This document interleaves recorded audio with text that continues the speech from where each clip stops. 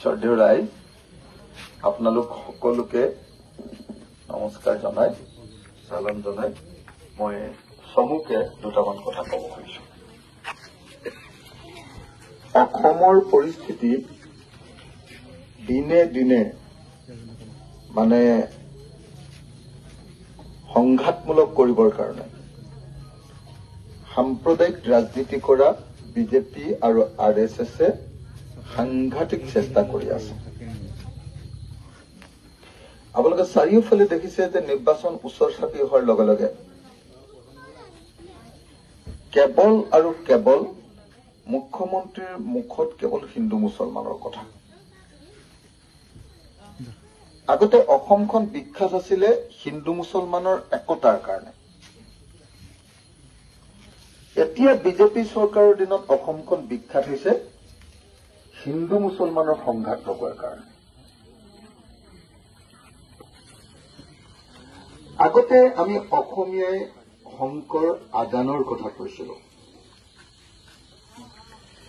এতিয়া মুখ্যমন্ত্ৰীয়ে কয় যে ক'ত শংকৰদেৱৰ লগত আজানৰ নাম লগাবলৈ আহিছে।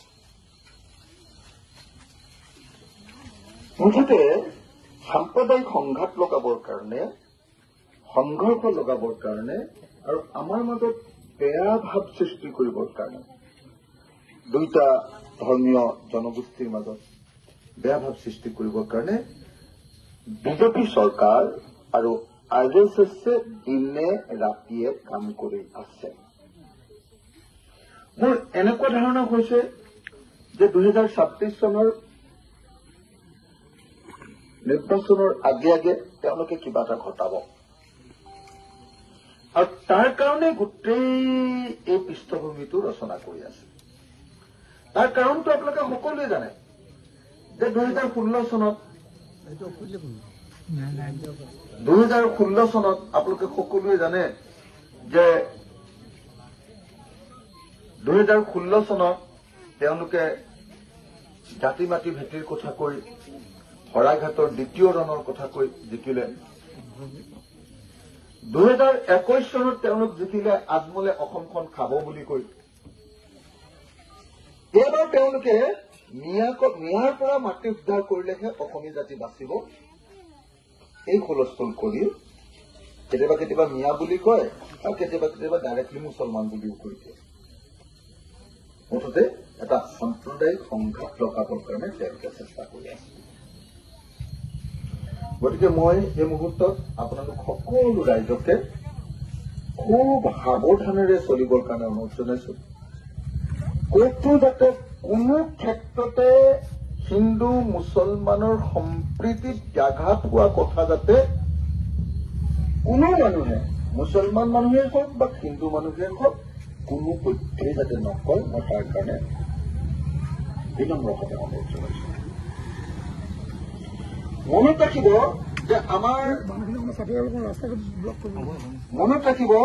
যে আমাৰ হাতামপুৰুষীয়া যিটো একতা, সাম্প্ৰদায়িক সম্প্ৰীতি, মাত্ৰ এটা সৰু ঘটনাই জীৱনৰ কাৰণে নাইকিয়া কৰি পেলাব পাৰে। মই এনে উদাহৰণ দিছো। কাইলৈ চোৰ এটা ধৰাৰ নামত, কোনোবা চোৰ এজন ধৰাৰ নামত হঠাতেই যদি মাৰপিটৰ ঘটনা ঘটে, সেইটো এটা সাম্প্ৰদায়িক ৰূপ ল'ব পাৰে। মই সেইকাৰণে বিনম্ৰভাৱে অনুৰোধ জনাইছো যে কোনো কামতে সাম্প্ৰদায়িক উত্তেজনাৰ বশৱৰ্তী হৈ কোনো আগবাঢ়ি নাযাব। আপোনালোকৰ লগৰ ল'ৰা এটাই যদি মাতে যে আমুকটো হৈছে আচম, সেইটোতো আপোনালোকে 100 বাৰ ভাবিহে যাব। কাজিয়া লাগিম বুলি নাযাব, ল'ৰাটোক বচাবলৈহে যাব অকল। নহলে কিন্তু পৰিস্থিতি ইহঁতে সংঘাত লগাবৰ কাৰণে চেষ্টা কৰি আছে। আৰু মই বেলেগ কথা নাজানো, উজনি অসমৰ শিৱসাগৰ বিধানসভা সমষ্টিটো ইমান এটা চেঞ্চিটিভ সমষ্টি নহয়। ইয়াত হিন্দু, এই ঘৰত হিন্দু, এই ঘৰ মুছলমান, আকৌ হিন্দু, আকৌ মুছলমান। আমি ইমান ওচৰে পাজৰে বসবাস কৰিছো, একদিন কাজিয়া হলে বহুত লোকচান হৈ যাব আমাৰ। সেইকাৰণে মই বিনম্ৰভাৱে সকলোকে হাতযোৰ কৰি আপোনালোকক কবলৈ আহিছো যে বিজেপি RSSে সংঘাত লগাব খুজিছে আৰু আমাৰ কামটো হ'ল কোনো পক্ষে সংঘাত লগাবলৈ নিদিয়াকে অসমখন ৰখাব। আমাৰ কোনো কথা আৰু কামৰ দ্বাৰা উত্তেজনাৰ বশৱৰ্তী হয় মানুহবিলাক পটককে উত্তেজিত হৈ যায় নহয়, সৰু কথা এটাক লৈ এনেই ডাঙৰ হৈ যায় কাজিয়া।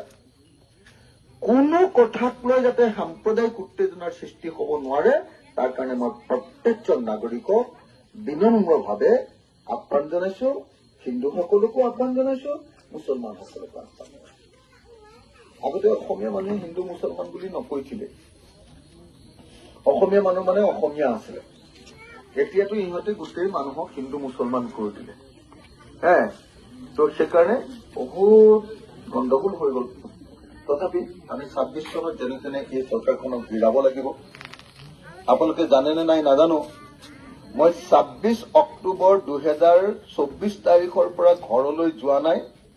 এই বিজেপি চৰকাৰক হৰুৱাইহে 2026 চনৰ ইলেকশ্যনত তাৰ পাছতহে ঘৰলৈ যাম বুলি সিদ্ধান্ত লৈ থৈছো।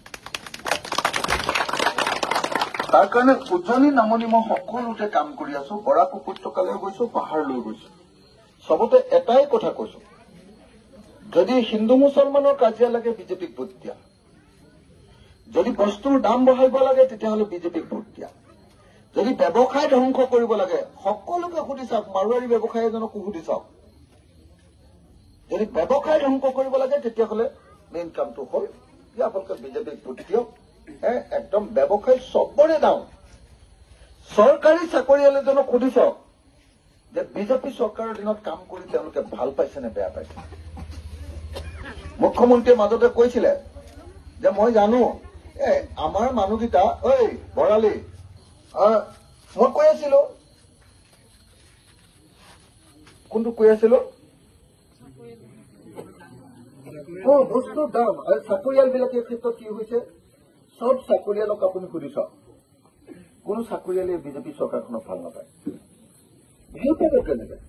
বিজেপি চৰকাৰ আজিয়ে চাকৰিয়াল বিলাকৰ পেঞ্চনটোকে বন্ধ কৰি দিলে। 2005 চনৰ পাছত জইন কৰা কোনো চাকৰিয়ালে যে পেঞ্চন নাপায় আপোনালোকে জানেনে নাই? বৰবাদ কৰি দিলে। নিউ পেঞ্চন স্কিম বুলি কৈ এতিয়া পেঞ্চন যিবিলাকে পাইছে, পেঞ্চন পোৱা মানুহবিলাকে 300 টকা পেঞ্চন, 500 টকা পেঞ্চন এনেকেহে পাইছে। এতিয়া দৰমহা 1 লাখ টকা পাই আহিছিলে, পেঞ্চন পাইছে 1500 টকা। আগতে পাইছিলে 50,000 টকা, এতিয়া পায় 1500 টকা। পেঞ্চন নাইকিয়া কৰিছে, ব্যৱসায় ধ্বংস কৰিছে। বেপাৰীবিলাকক চবকে গোটকাব লাগে। আগতে মাৰোৱাৰী মানুহবিলাকে বিৰাট ফূৰ্তি, বিজেপিক আনিব লাগে, বিজেপিক আনিব লাগে, আমাৰ হিন্দু দল হয়, হিন্দু দল। এতিয়া মই মাৰোৱাৰীবিলাকক সোধো, এই তহঁতৰ ব্যৱসায় কেনেকুৱা চলিছে, তাৰ বৰবাদ কৰি দিয়া নেকি, ভাল লাগিছে নে এতিয়া? ব্যৱসায় বেয়া, বস্তুৰ দাম বাঢ়িলে, হিন্দু মুছলমানৰ কাজিয়া, চৰকাৰী চাকৰিয়ালবিলাক থাকিব নোৱাৰা হ'ল। ক'তো কাম কি কৰিছে? মই দুটা কামেই দেখিছো দেই, মিছা কৈ লাভ নাই। বিজেপি চৰকাৰৰ দিনত গুৱাহাটীত মই খুব অভাৰব্ৰিজ দেখিছো, ধুনীয়া ধুনীয়া উৰণীয়া সেতু কিছুমান দেখিছো, আৰু 2 নম্বৰ গাঁৱত অৰুণোদয় আঁচনিৰ অধীনত মহিলাসকলক এই পইচাটো 1250 টকা দিছিলে। এই দুটাই কাম। আৰু কিবা ডেভেলপমেণ্টৰ কাম সঁচাকে আপোনালোকে দেখিছেনে? নাই। সেইকাৰণে মই আপোনালোক সকলোকে ক'ব খুজিছো যে আহক আমি সকলোৱে মিলি 2026 চনত বিজেপিক ব্ৰহ্মপুত্ৰত দলিয়াই পেলাম। বিজেপিক ব্ৰহ্মপুত্ৰত যদি দলিয়াই পেলাব নোৱাৰো, অৱশ্যে এটা কথা ঠিক যে যদি আমি কংগ্ৰেছ, ৰাইজৰ দল একলগ হওঁ, আমি ব্ৰহ্মপুত্ৰত বিজেপিক দলিয়াব পাৰিম। যদি আমাৰ মাজত বুজাবুজি নহয় তেতিয়াহ'লেতো নহ'ব। এনে মিছা কথা কৈ লাভ নাই। আমি বুজাবুজি কৰিবৰ কাৰণে আমি 100% খাটাং। আৰু এতিয়া আমাৰ আলোচনা চলি আছে, আজিও গুৱাহাটীত এখন মিটিং হৈছে, আপোনালোকে জানে চাগে। তো আমি একলগ হ'মেই, 2026 চনত আমি বিজেপিক পৰাভূত কৰিমেই। এই সংকল্প লৈ আপোনালোকৰ মাজলৈ আহিলো। সকলোৱে আমাক আশীৰ্বাদ কৰিব, আমি সকলোৱে মিলি কাম কৰিম। কিন্তু এটা কথা মনত ৰাখিব, আগতেও কংগ্ৰেছক হৰুৱাই জনতা আহিছে, জনতাক হৰুৱাই আকৌ কংগ্ৰেছ আহিছে। কংগ্ৰেছক হৰুৱাই এজিপি আহিছে, এজিপিৰ লগত চিপিআই চিপিএমও আছে, তাৰ পাছত আকৌ বিজেপি আহিছে, আকৌ কংগ্ৰেছ আহিলে, আকৌ বিজেপি আহিলে, এতিয়া দুবাৰ বিজেপিও আহিলে। আপোনালোকে কওকচোন যে কোন চৰকাৰৰ দিনত আমাৰ সমস্যাৰ সমাধান হ'ল? সমস্যাৰ সমাধান নাই। অকল খালি চৰকাৰীখন বদলাই দিওঁ আৰু যাকে বদলাই দিওঁ সিয়ে লুটি খায় খালি। সেইকাৰণে আমি এইবাৰ 2026 চনত আমি অলপ টানকে ধৰিছো যে আমি যি দলৰ চৰকাৰত সমৰ্থন দিম সেই দলে দুটা কাম অন্তত কৰিবই লাগিব। 1 নম্বৰ কাম, যদি আমি চৰকাৰক সমৰ্থন দিওঁ তেতিয়াহ'লে প্ৰথম কথা যে সেই চৰকাৰখনে অসমৰ চব পথাৰত পানী দিব লাগিব, যাতে প্ৰত্যেকজন মানুহে খেতি পথাৰত 3বাৰ খেতি কৰিব পাৰে বছৰত। আমাৰ পথাৰবিলাক যাতে এবাৰ খেতি কৰি পেলাই নথয়। 2 নম্বৰ, অসমৰ ব্যৱসায়টো, এই যে চোলাটো মই পিন্ধিছো এইটো মই আমাজনত কিনি আনিছো অনলাইন। আগতে বিজেপি অহাৰ আগলৈকে কোনো খুচুৰা ব্যৱসায় এনেকুৱা এটা চোলা দুটা চোলা কিনি অনা ব্যৱসায়টোত কেতিয়াও বিদেশী কোম্পানীয়ে বিক্ৰী কৰিব নোৱাৰে। বিজেপিয়ে বিদেশী কোম্পানীয়ে বিক্ৰী কৰা কৰি দিলে, অনলাইন কৰি দিলে। আমাজনত কিনি আনিছো, এই আমাজনৰ চোলাটো কিনি আনোতে অসমীয়া মানুহে অকল 20 টকা এটা পাইছে। ক'ত পাইছে জানেনে? এইটো যে ডেলিভাৰী বয়টোৱে দিবলৈ আহিছে সি 20 টকা এটা পোৱাৰ বাহিৰে বাকী সব লাভ খাইছে আমেৰিকাৰ কোম্পানী।